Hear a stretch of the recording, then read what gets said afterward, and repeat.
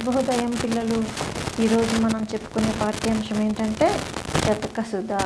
ఈ శతకసుధని శతక కవులు రచించారు. ఫస్ట్ మనకి బొమ్మను చూడండి, ఆలోచించండి, మాట్లాడండి అని ఉంది కదా. ఇక్కడ బొమ్మలో మనకి ఎవరెవరు కనిపిస్తున్నారు? గురువు, శిష్యువులు. మరి పై బొమ్మలో ఎవరెవరు ఉన్నారు, ఏం చేస్తున్నారంటే పై బొమ్మలో గురువు ఉన్నారు, విద్యార్థులు ఉన్నారు. గురువు బోధిస్తున్నారు, విద్యార్థులు వింటున్నారు. శిష్యులు ఏం అడిగి ఉండవచ్చు? శిష్యులు తమకు తెలియని విషయాలపై ప్రశ్నలు అడిగి ఉండవచ్చు. మరి గురువుగారు ఏం చెప్తుండవచ్చు అంటే గురువుగారు విద్యార్థులకు అర్థమయ్యేలా సందేహాలు తీర్చుచూ ఉండవచ్చు.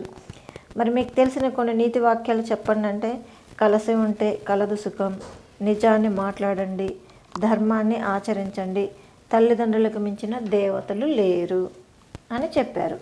పాఠ్యభాగ ఉద్దేశము: శతకాలు నైతిక విలువలను పెంపొందింపజేస్తాయి, సమాజ నడవడికను, లోకం పోకడలను తెలుపుతాయి. రేపటి సమాజానికి అంటే భావి భారత సమాజానికి మానవతా విలువలను అందిస్తాయి, మంచి చెడు లక్షణాలను నేర్పుతాయి. ఇంకా నైతిక విలువలను తెలుపుతూ విద్యార్థులను మంచి పౌరులుగా తీర్చిదిద్దడమే ఈ యొక్క పాఠం ఉద్దేశం. మరి పాఠ్యభాగ వివరాలు అంటే పాఠం శతక ప్రక్రియకు చెందినదే. శతకం అంటే 100 లేదా 100కి పైగా పద్యాలు ఉన్నదాన్ని శతకం అని అంటారు. ప్రతి పద్యానికి మకుటం ఉంటుంది. ఇవి ముక్తకాలు. ముక్తకం అంటే ఏ పద్యానికి అదే స్వతంత్రత భావంతో ఉంటుంది అని అర్థము. మరి ఒక పద్యాన్ని, సుమతి శతక పద్యాన్ని చదువుకుందామా? సరే చూడండి. ఆ కొన్న కూడే అమృతము దాగొంక నిచ్చువాడే దాత దరిద్రిన్, సో కూర్చువాడే మనుజుడు తేకువ గలవాడే వంశతిలకుడు సుమతి.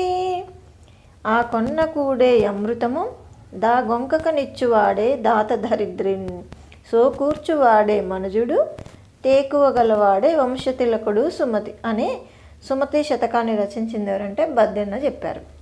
మరి దీని యొక్క అర్థం ఏందో తెలుసా? సుమతి అంటే ఓ మంచి బుద్ధి కలవాడా అని అర్థము. ఆకొన్న అంటే బాగా ఆకలిగా ఉన్నప్పుడు. అమృతము అంటే ఏంది? కూడే అంటే అన్నము. అమృతము అంటే అమృతం ఎలా తీయగా ఉంటుందో అప్పుడు ఆకలేసినప్పుడు తినే అన్నం కూడా అంత తీయగా ఉంటుందంట. దరిద్రిన్ ఎక్కడ ఉంటుందంటే భూమిపైన. తాను కొండగన్ విసుగు చెందకుండా ఇచ్చువాడు ప్లస్ ఏమిస్తాడంటే దానం చేసేవాడే. దాత నిజమైన దానగుణం గలవాడని అర్థము. సోకు అంటే కష్టాన్ని అని అర్థము. ఓర్చువాడు అంటే తట్టుకునేవాడు. మనుజుడు అంటే మనిషి అని అర్థం. తేకు గలవాడే వంశతిలకుడు అంటే తేకు అంటే సాహసం, కలవాడు అంటే ఉన్నవాడు, తన వంశానికి కీర్తి తెచ్చేవాడు అని అర్థము. మరి ఓ మంచి బుద్ధి గలవాడా, బాగా ఆకలి వేసినప్పుడు తిన్న అన్నమే అమృతం వల్ల చాలా రుచిగా అనిపిస్తుంది. విసుగు లేకుండా దానం చేసేవాడే ఈ భూమి మీద నిజమైన దాత. కష్టాన్ని ఓర్చుకొనగలవాడే మనిషి. ధైర్యం ఉన్నవాడే తన వంశానికి వండి తెస్తాడని ఈ పద్యభావము. అర్థమైందా పిల్లలు? సరే రెండో పద్యం చెప్పుకుందానా? వనకరి చిక్కే మైనసకు వాసవికం జడిపోయే మీను, తావినికి జిక్కె జిల్వ గన్వేదురు జెందెనులేళ్ళు, తావిను మనకి నశించదేటి తరమా ఇరుమూటిని గెల్వనైదు, సాధనముల నీవే గావదగు దాశరథి కరుణోపయోనిధి. వనకరి చిక్కే మైనసకు వాసవికం జడిపోయే మీను, తావినికి జిక్కే జిల్వ గనువెదురు జెందెనులేళ్ళు, తావినో మనకి నశించదేటి తరమా ఇరుమూటిని గెల్వనైదు, సాధనములు నీవే గావదగు దాశరథి కరుణోపయోనిదని పద్యాన్ని రాసింది ఎవరంటే కంచర్ల గోపన్న. కరుణోపయోనిది అంటే దయకు సముద్రం వంటివాడు అని అర్థము. దాశరథి అంటే దశరథుని కుమారుడైన ఓ శ్రీరామ అని అర్థము. వనకరి అంటే ఏనుగు. మైనసకున్ అంటే శరీరపు దురదకు. చిక్కెన్ అంటే ఆపదలో పడింది, పట్టుబడింది అని అర్థము. చవికిన్ వాసవికిన్ అంటే నోటి రుచికి. మీను అంటే చేప అని అర్థము. చెడిపోయెన్ గాలానికి చిక్కి ఆ చేప నశించిపోయింది. సిల్వ అంటే పాము. తాను కూడా ఇనికిన్ వినడానికి. చక్కని స్వరాన్ని వినడానికి వచ్చి చికెన్ దొరికిపోయింది, పాము కూడా నశించిపోయింది. లేళ్ళు జింకలు అని అర్థము. కనువేదురున్ కంటి పిచ్చితో చెందెను సమీపించాయి. దేన్ని చక్కని ప్రకృతిని ఆస్వాదించడానికి లేళ్ళు పరిగెత్తుకుంటూ అక్కడ చిక్కిపోతాయని అర్థము. అదేవిధంగా తేటి అంటే తుమ్మెద, తావిన్ సుగంధాన్ని అంటే ఓమనికిన్ పొందడానికి వెళ్ళి ఆ యొక్క పువ్వులోనే మకరందం కోసమని ఈ తేనెటీగలు ఈ యొక్క పువ్వులు వెళ్ళి అక్కడ అవి నశించిపోతాయి.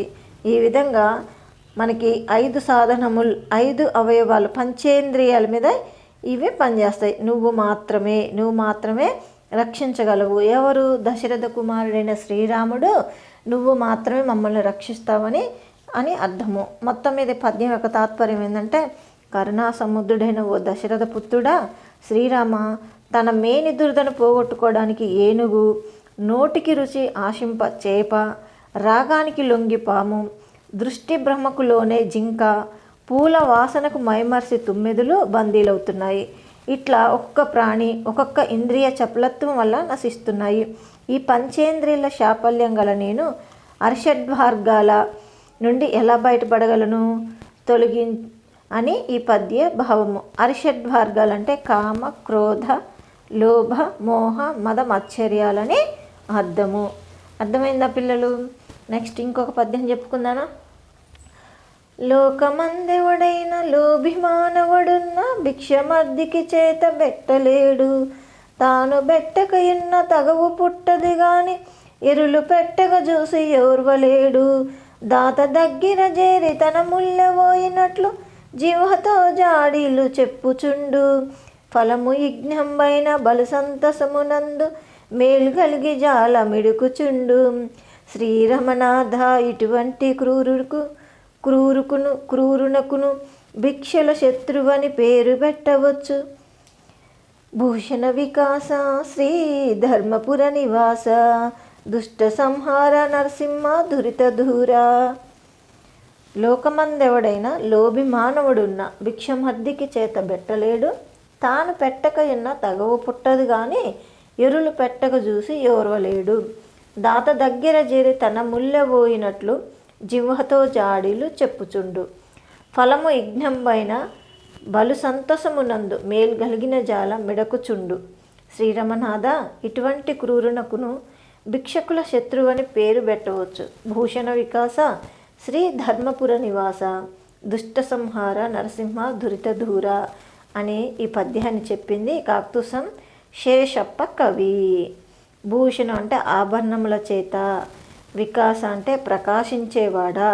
ఎవరు ప్రకాశిస్తున్నారు ఆభరణముల చేత అంటే శ్రీ ధర్మపురంలో అనే ఊరిలో నివసించే ఎవరు? నరసింహావతారుడైన నరసింహస్వామి. ఎవరిని? అంటే దుర్మార్గులను, సంహారం అంటే చంపేవాడు, దురిత అంటే పాపాలను, అంటే దూరం చేసేవాడా. నరసింహ అంటే ఓ నరసింహ అవతారా, లోకమందు ప్రపంచంలో ఎవడు ప్లస్ అయినా ఎవరైనా లోభి పిసనారి అని అర్థము. మానవుడు ప్లస్ ఉన్న మనిషి ఉన్నచో అర్ధికిన్ అంటే యాచకునికి, అడుక్కునేవాడికి అని అర్థం. భిక్షము అంటే ధనము లేదా ఆహారం పెట్టడం. చేతన్ తన చేతితో పెట్టలేదు అంటే పెట్టలేడు అని అర్థం. తాను పెట్టకపోయినా కానీ ఏం కాదు, ఎలాంటి ఇబ్బంది ఉండదు. కానీ ఎరులు అంటే ఇతరులు పెట్టుచుంటే ఆ యొక్క లోబి చూసి ఓర్చుకోలేడట. తన దగ్గరికి వెళ్ళి నాలుకతో చాడీలు చెప్తున్నంట. అది విఫలమైతే చాలా సంతోషిస్తాడంట.